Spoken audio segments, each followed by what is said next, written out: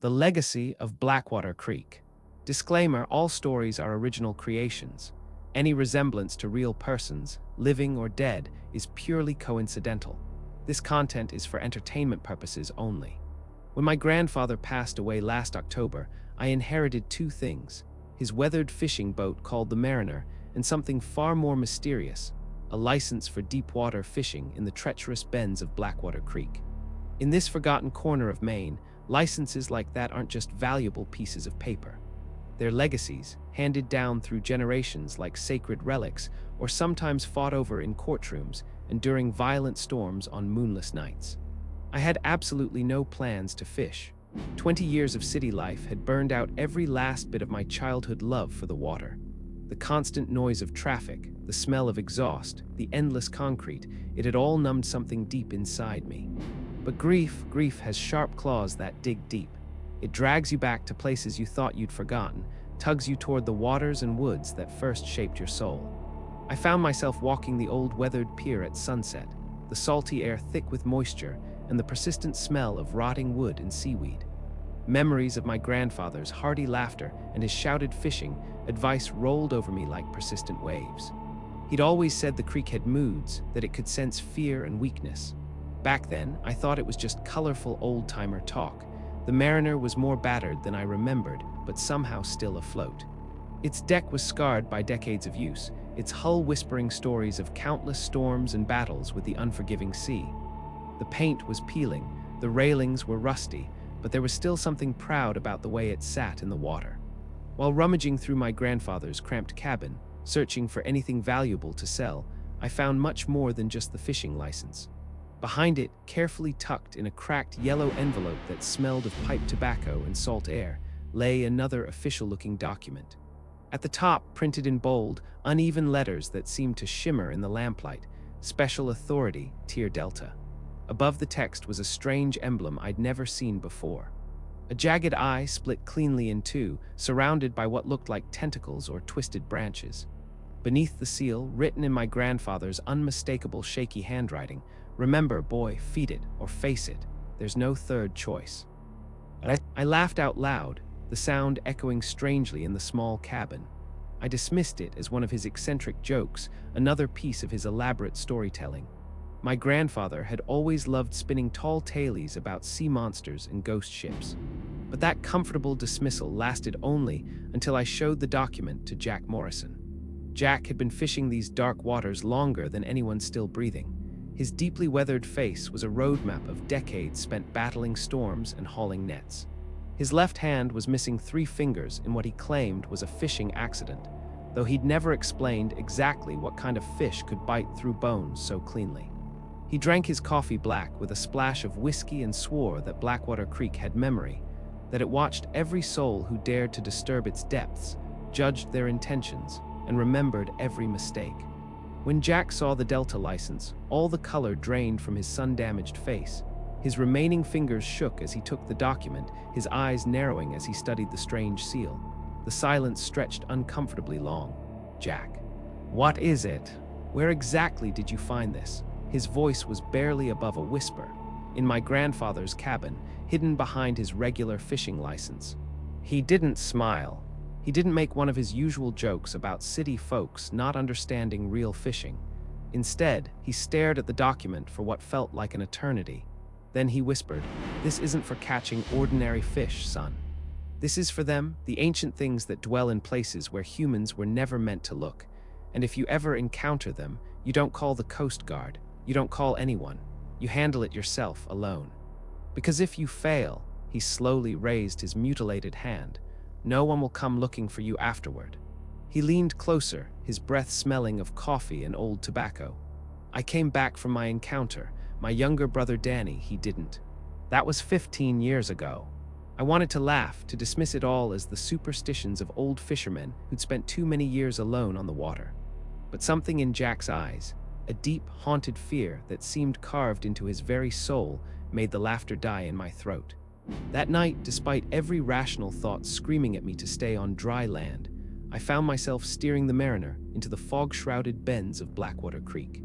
The Delta license felt unnaturally heavy in my coat pocket, as if it were made of lead instead of paper.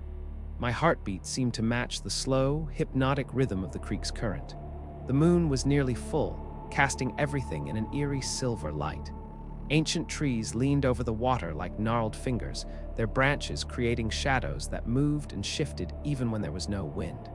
The air itself felt thick, almost solid, carrying strange scents, not just salt and fish, but something older, more primitive. The water was unnaturally still. No insects buzzed, no night birds called, no wind disturbed the surface. Only the soft, rhythmic lap of dark water against the hull, as if the entire creek was holding its breath, waiting for something to happen. Then I saw it, a movement below the surface. Something massive, impossibly dark, and utterly wrong slowly rising from the depths. It wasn't a school of fish or floating debris. This was something ancient and patient, something that had been waiting in the deep places for longer than human memory. The mariner shuddered violently without warning. The impact threw me hard against the wheel, my teeth clenching as my mind struggled desperately to process what I was seeing. Massive tentacles erupted from the black water, each one thick as a telephone pole, glistening with slime that reflected the moonlight like oil. They wrapped around the deck with a strength that could have crushed steel, their surfaces covered in what looked like suction cups lined with razor-sharp teeth. Panic flooded my system, but some deeper instinct kicked in. I lunged for my grandfather's old gaff hook, my heart hammering so hard I could hear it over the sound of splintering wood.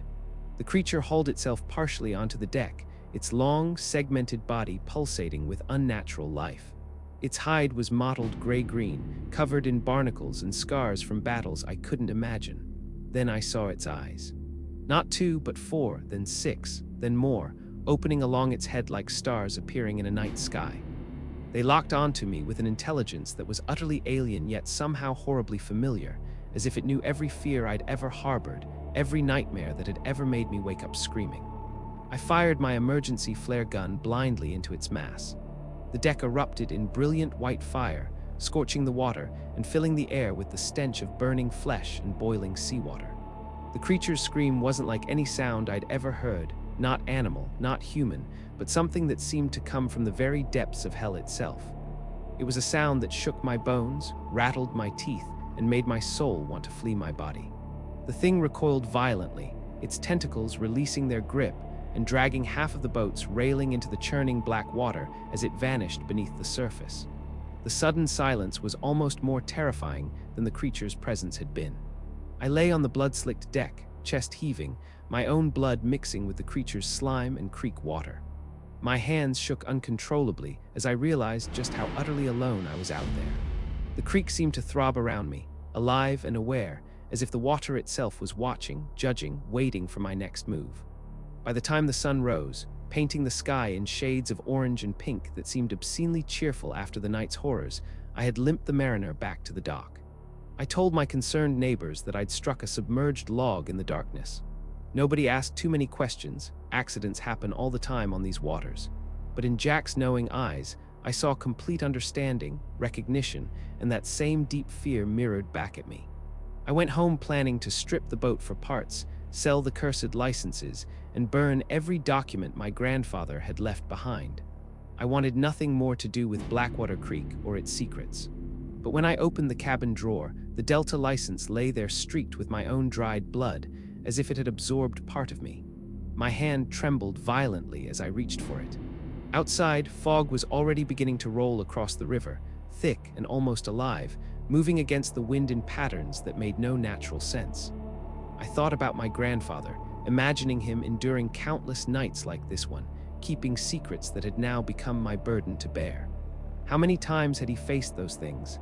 How many times had he fed the creek to keep its horrors from reaching the shore? I closed the drawer softly, loaded a fresh flare into the gun, placed a sharp steel hook beside it, and started the mariner's engine. The river had always had its guardians, protectors who stood between the normal world and the things that lurked in the deep places. Now, whether I wanted it or not, it had me. Days passed in uneasy quiet. The creek seemed calmer, but I knew it wasn't empty. Shadows continued to shift beneath the dark water, circling, watching, waiting. Then, one gray morning, when the mist clung to everything like a burial shroud, I discovered strange impressions along the muddy banks. Large, unidentifiable prints that led from the water's edge directly into the surrounding forest. Something had come ashore during the night. Something was exploring our world. I stared at those prints for a long time, my heartbeat gradually slowing as acceptance settled over me like a heavy blanket. This was only the beginning of my story. Blackwater Creek held many more secrets, harbored many more ancient things. And I was now sworn to protect those secrets, just as my grandfather had been and his grandfather before him. The Delta license wasn't just a piece of paper. It was a sacred covenant, a terrible burden, a solemn warning. And I knew one thing with absolute certainty: Blackwater Creek would never truly belong to any human being. We were merely its temporary guardians, standing watch against the darkness. Disclaimer: remember, this is purely fictional content created for your entertainment. Any resemblance to real events or persons is purely coincidental. If you enjoyed this chilling tale from the depths of Blackwater Creek, make sure to hit that like button, subscribe to the channel, and ring the notification bell so you never miss our latest spine-tingling stories. Share your thoughts and theories in the comments below. I love hearing from fellow fans of the mysterious and unexplained. Your support truly keeps these stories alive and helps me bring you more terrifying tales from the dark corners of our world. And who knows, your engagement might just keep me safe for another night out on those haunted waters. Because Blackwater Creek never truly sleeps, and neither do the ancient things that lurk beneath its dark surface, waiting for their next encounter with the world above.